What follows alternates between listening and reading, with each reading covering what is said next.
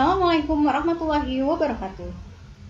Apa kabar anak-anak semua? Semoga selalu dalam keadaan sehat ya. Bertemu lagi bersama Ustazah Putri pada pembelajaran pendidikan lingkungan hidup. Hari ini kita akan membahas tentang bab 5 yaitu pencemaran udara. Adapun sebelum mempelajari materinya, akan Ustazah sampaikan beberapa kompetensi dasar yang harus kalian capai pada materi di bab ini. Yang pertama yaitu kalian bisa menjelaskan fungsi udara. Yang kedua, kalian bisa menjelaskan pengertian pencemaran udara. Yang ketiga, kalian bisa mengidentifikasi sumber pencemaran udara dan jenis zat pencemarnya. Dan yang terakhir, kalian bisa menjelaskan gangguan kesehatan yang ditimbulkan dari kebisingan dan bau.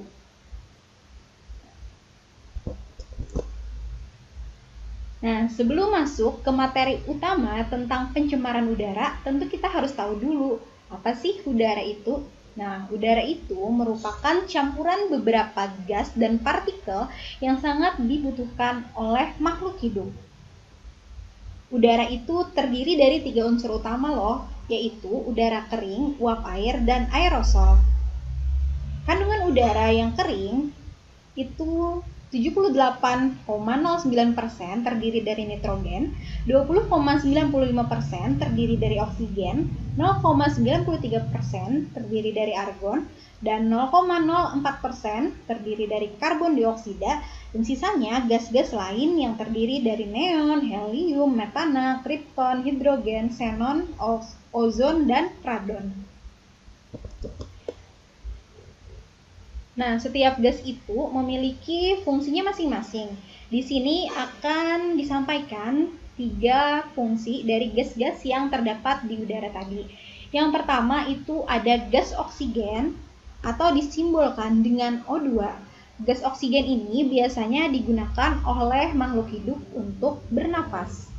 Terus yang berikutnya ada gas karbon dioksida. Gas karbon dioksida ini biasanya digunakan oleh tumbuhan untuk proses fotosintesis atau proses mengolah makanan. Dan ada gas ozon atau simbolnya O3 yang berfungsi untuk menahan sinar ultraviolet dari matahari. Nah, setelah tadi kita tahu apa itu pengertian udara, terus komponen-komponen udara, serta beberapa fungsinya, maka kita memasuki ke materi utama, yaitu tentang pencemaran udara. Nah, yang pertama itu tentang pengertian pencemaran udara. Pencemaran udara itu bisa juga disebut sebagai polusi udara. Nah, pengertiannya adalah proses masuknya polutan atau bahan pencemar ke dalam lapisan udara atau disebut juga dengan atmosfer sehingga dapat menurunkan kualitas lingkungan udara tersebut. Adapun tempat terjadinya pencemaran udara itu bisa di mana saja, bisa di dalam ruangan atau di luar ruangan. Di dalam ruangan itu disebut juga dengan indoor pollution dan di luar ruangan itu bisa disebut dengan outdoor pollution. Nah, di indoor pollution ini contohnya ketika seseorang merokok di dalam ruangan, maka udara yang ada di dalam ruangan itu tercemar. Dan itu termasuk kategori indoor pollution. Terus kalau di luar ruangan, itu banyak contohnya ya, seperti kabut asap, lalu pembakaran sampah, dan lain-lain. Adapun ruang lingkup pencemaran udara, itu bisa kita bagi menjadi secara lokal, atau lingkup kecil, secara nasional atau lingkupnya yang agak besar, terus regional lingkupnya yang lebih besar, dan secara global atau di seluruh permukaan bumi. Untuk ruang lingkup yang kecil secara lokal misalnya pembakaran sampah yang mengakibatkan asap yang menyebar di udara di sekitar tempat pembakaran itu tadi. Terus untuk secara nasional atau lingkup yang agak besar misalnya pembakaran hutan yang mengakibatkan kabut asap dan terjadinya kabut asap di beberapa daerah. Lalu untuk yang lingkup agak lebih besar atau regional, misalnya dulu kan pernah terjadi letusan Gunung Merapi yang mengakibatkan kabut asapnya itu menyebar bahkan ke beberapa negara tetangga di Indonesia. Dan yang secara global itu bisa Contohnya yaitu pemanasan global. Nah, setelah kita tahu tadi tentang pengertian pencemaran udara, lalu ruang lingkupnya dan tempat terjadinya, kita juga harus tahu sumber-sumber pencemaran udara. Secara umum, pencemaran udara itu dapat disebabkan oleh dua hal, yaitu aktivitas alam dan kegiatan manusia. Aktivitas alam seperti letusan gunung berapi, pembusukan zat secara alami, serta kebakaran hutan yang tidak disengaja dapat menimbulkan masalah pencemaran udara. Lalu untuk yang berikutnya, kegiatan manusia. Kegiatan manusia juga memberikan sumbangan terbesar terhadap pencemaran udara. Berbagai aktivitas manusia seperti aktivitas industri, kendaraan bermotor, pembakaran sampah, bahkan merokok pun bisa termasuk menjadi sumber pencemaran udara. Nah, makanya tadi lebih banyak kegiatan manusia yang mengakibatkan pencemaran udara.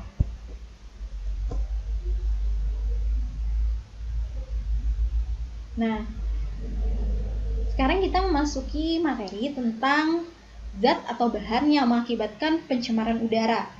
Jadi, zat atau bahan yang dapat mengakibatkan pencemaran udara itu bisa disebut juga dengan polutan. Jadi, sumber pencemaran udara tadi dapat digolongkan menjadi dua jenis, yaitu sumber pencemarnya yang diam dan sumber yang bergerak. Sumber yang diam itu misalnya gunung meletus. Gunungnya tentu diam kan, terus asap dari penggorengan di dapur. Jadi sumber pencemarnya itu diam, cuman udaranya yang bergerak. Lalu ada sumber yang bergerak. Contohnya seperti kendaraan bermotor.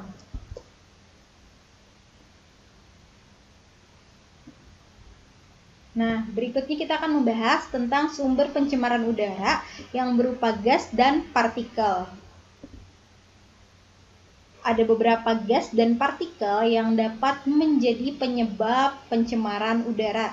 Yang pertama itu gas karbon dioksida. Gas karbon dioksida ini merupakan gas yang dihasilkan dari semua proses pembakaran yang terjadi secara sempurna. Jadi misalnya kayak pembakaran sampah, pembakaran hutan, dan lain-lain ya. Gas karbon dioksida ini dapat meningkatkan suhu bumi sehingga dapat menyebabkan pemanasan global. Jadi kan karbon dioksida itu diperlukan oleh tanaman untuk melakukan proses fotosintesis.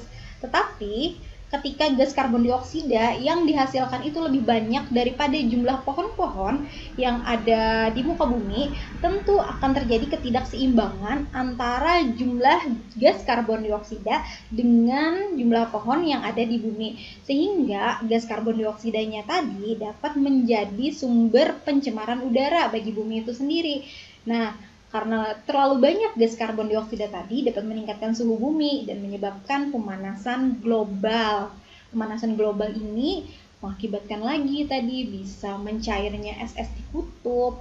Kalau misalnya es-es di kutub itu mencair, daerah-daerah yang berada di sekitar pantai atau laut itu lama-kelamaan bisa tenggelam. Jadi efeknya itu berkelanjutan ya. Terus yang berikutnya ada gas karbon monoksida atau disimbolkan dengan CO. Kalau tadi gas karbon dioksida dihasilkan dari proses pembakaran yang sempurna, kalau gas karbon monoksida ini diperoleh dari pembakaran yang tidak sempurna. Misalnya saat kalian memanaskan kendaraan atau mobil di dalam ruangan tertutup, itu dapat menghasilkan gas karbon dioksida. Apabila keracunan gas karbon dioksida itu dapat mengakibatkan pusing, pingsan, bahkan dapat menyebabkan kematian. Nah, jadi sangat berbahaya efek yang ditimbulkan oleh pencemaran oleh gas karbon monoksida. Lalu yang berikutnya ada gas SO2 dan NO2. SO2 itu sulfur dioksida dan NO2 itu nitrogen dioksida. Nah, gas SO2 dan NO2 ini berasal dari pembakaran bahan bakar fosil seperti minyak, bensin, solar, dan batu bara. Artinya itu dari kendaraan-kendaraan bermotor ya. Keberadaan kedua gas tersebut di udara dapat menyebabkan hujan yang turun di daerah yang banyak mengandung kadar SO2 dan NO2 ini menjadi bersifat asam. Hujan asam ini sangat berakibat negatif atau berdampak negatif pada benda-benda yang dikenainya. Misalnya pada benda yang terbuat dari besi dapat menyebabkan benda itu cepat mengalami korosi. Atau misalnya pada tanah yang ditetesi oleh hujan itu mengakibatkan kandungan asam di dalam tanah meningkat sehingga berbahaya bagi tanaman yang tumbuh di sana. Kalau misalnya ke air bisa membahayakan hewan-hewan di air tersebut dan juga berbahaya bagi manusia. Lalu sumber pencemar yang lain yaitu ada partikel debu. Nah, partikel debu ini secara alami dihasilkan dari debu tanah kering yang terbawa oleh angin atau dari letusan gunung Merapi. Jadi debu itu merupakan salah satu sumber pencemaran udara juga ya. Lalu yang berikutnya ada asap. Asap berasal dari pembakaran batu bara, proses industri, pembakaran sampah, kendaraan bermotor, dan asap rokok. Jadi apapun jenis asapnya itu termasuk sumber pencemaran udara. Dan yang terakhir ada logam timbal atau simbolnya Pb. Jadi logam timbal di udara salah satunya yang dapat terkandung di dalam partikel debu. Nah, di dalam debu ada tadi mengandung logam timbal ini. Logam Pb diperoleh dari hasil emisi pembakaran bahan bakar bensin yang mengandung Pb. Polutan Pb yang masuk ke dalam tubuh dapat menghambat sistem pembentukan hemoglobin dalam darah, merusak fungsi hati dan ginjal, serta penyebab kerusakan syaraf. Berarti logam timbal ini banyak mengganggu kesehatan organ-organ di dalam kalau misalnya mengenai manusia tadi. Nah, selain sumber berupa gas dan partikel tadi, pencemaran udara juga bisa disebabkan oleh kebisingan dan bau. Nah, akan kita bahas kenapa sih bau itu dapat menyebabkan pencemaran udara juga, dan dari mana saja asalnya bau, serta apa dampak yang didapatkan dari pencemaran udara yang berasal dari bau tadi. Nah, kenapa? Udara yang bersih itu atau yang tidak tercemar tentu sifatnya itu tidak berwarna, tidak berbau, dan tidak berasa. Itu indikator udara yang sehat. Berarti kalau misalnya salah satu indikator yang tidak tercapai, misalnya udaranya berwarna atau sudah ada bau-bau yang tidak sedap, tidak seharusnya, berarti udara itu sudah tercemar. Nah, makanya kenapa bau itu termasuk salah satu sumber pencemaran? Karena sudah tidak sesuai dengan indikator udara yang bersih. Nah, dari mana bau berasal? Jadi bau itu bisa berasal dari peristiwa biologis atau secara alami seperti pada proses pembusukan, tumbuhan, atau bangkai. Bangkai yang busuk menimbulkan bau-bau yang tidak sedap, dan gas yang dilepaskan dari bau busuk tersebut biasanya mengandung H2S dan gas amoniak. Selain dari proses alami seperti pembusukan, tumbuhan atau bangkai, tumpukan sampah juga dapat menyebabkan bau. Jadi itu ya sumber-sumber bau. Apa dampaknya? Nah, melalui udara, bau yang timbul baik itu dari pembusukan ataupun dari sampah itu dapat menyebabkan kepala kita tentu bisa pusing, bisa sesak napas, dan dapat menimbulkan mual bagi orang yang menghirupnya. Makanya bau tadi disebut sebagai salah satu sumber pencemaran udara. Terus yang berikutnya tadi, selain bau ada juga kebisingan. Nah, bising itu merupakan bunyi yang tidak dikehendaki karena tidak sesuai dengan konteks ruang dan waktu, sehingga menyebabkan gangguan kenyamanan dan kesehatan. Dari mana sumber kebisingan? Banyak ya sumber kebisingan itu. Bisa dari kendaraan bermotor seperti saat menyalakan klakson yang memekakkan telinga, atau bunyi knalpot, atau banyaknya mobil yang berlalu lalang. Selain sumber transportasi seperti motor atau mobil, sumber transportasi lain yang bisa menyebabkan kebisingan itu bisa kereta api, bisa pesawat terbang, dan lain-lain ya. Pokoknya alat transportasi yang menghasilkan suara yang begitu besar itu merupakan sumber kebisingan juga. Terus yang kedua, sumber kebisingan bisa dari konstruksi, misalnya dari mesin pengaduk semen, atau dari alat penghancur material, atau dari proses pemadatan tanah. Alat-alat besar yang bekerja biasanya itu menghasilkan kebisingan, dan itu sampainya bunyi kan melalui udara, makanya disebut juga pencemaran udara. Yang ketiga, bisa dari kegiatan pengindustrian, misalnya alat industri, mesin, dan diesel juga menyebabkan kebisingan. Dan yang terakhir, bisa dari acara live music yang menggunakan sound system atau dari alat pengeras suara yang memekakkan telinga. Nah, itu juga sumber kebisingan ya. Apa sih dampaknya kebisingan bagi kita? Jadi ada beberapa dampaknya. Kebisingan itu dapat menyebabkan tekanan darah meningkat. Coba aja kalau misalnya lagi berada di lampu merah, terus tiba-tiba ada yang mencet klakson, nyaring-nyaring, tentu akan menyebabkan tekanan darah meningkat ya. Emosinya naik, terus mengakibatkan timbulnya rasa tidak nyaman, kurang konsentrasi, susah tidur, dan mudah emosi tadi. Selain itu, dampak kebisingan dalam jangka waktu yang tidak terlalu lama bahkan bisa menyebabkan tuli sementara.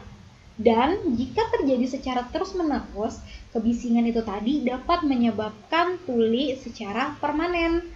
Nah, makanya kenapa tadi kebisingan disebut sebagai salah satu sumber pencemaran udara tadi, karena bunyi atau gelombang bunyi tadi disampaikan melalui gelombang udara. Oke, itu tadi materi tentang pencemaran udara. Kita sudah membahas panjang lebar tadi dari pengertiannya, terus dari sumber-sumbernya, lalu dari zatnya, lalu dampaknya terhadap kesehatan dan psikologi manusia. Jadi sebagai bentuk upaya kita untuk menjaga, marilah kita sama-sama menghindari proses-proses yang dapat menyebabkan pencemaran udara. Mari kita sayangi bumi kita agar hidup kita menjadi lebih baik juga. Sekian dari saya. Terima kasih atas perhatiannya. Wassalamualaikum warahmatullahi wabarakatuh.